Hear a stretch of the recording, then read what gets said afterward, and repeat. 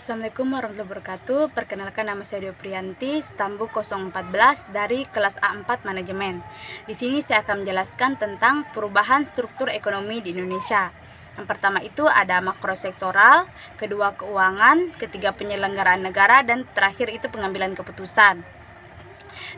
Dilihat dari makrosektoralnya itu ada tiga. Yang pertama itu primer, sekunder, dan tersier. Nah, kalau primer itu merupakan agraria, yaitu pendapatan negara dari agraria seperti pertanian, perkebunan, dan perhutanan. Agraria merupakan pendapatan utama negara. Terus yang kalau sekunder itu industri, dan tersier itu niaga. Kita lebih besar pendapatan kita itu dari agraria. Terus yang kedua itu keuangan, struktur ekonomi dalam keuangan. Nah, kalau keuangan itu ada dua. Yang pertama itu tradisional dan modern.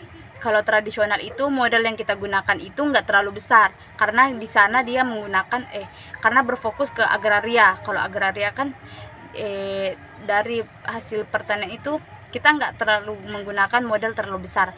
Beda dengan modern. Nah, kalau modern di sini kita sudah menggunakan teknologi. Teknologi pada dasarnya kita impor dari luar, sehingga modal yang kita keluarkan itu banyak.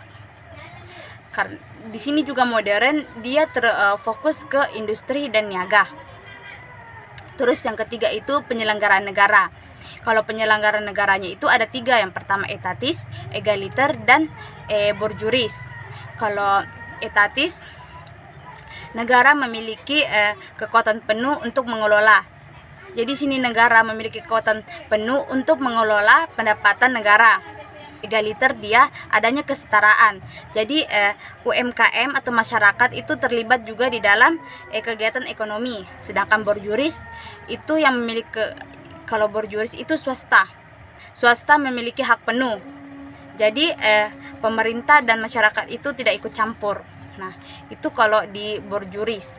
Nah, kalau yang terakhir itu pengambilan keputusannya.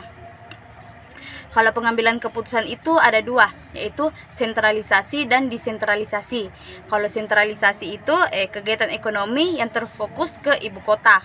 Jadi kegiatan ekonominya itu terfokusnya hanya di ibu kota. Itu kalau sentralisasi. Nah, kalau desentralisasi itu dia adanya kebijakan ekonomi yang menyamaratakan. Jadi kegiatan ekonomi itu menyamaratakan adanya di semua daerah. Terima kasih, itu saja yang dapat saya sampaikan. Kurang lebihnya mohon dimaafkan. Assalamualaikum warahmatullahi wabarakatuh.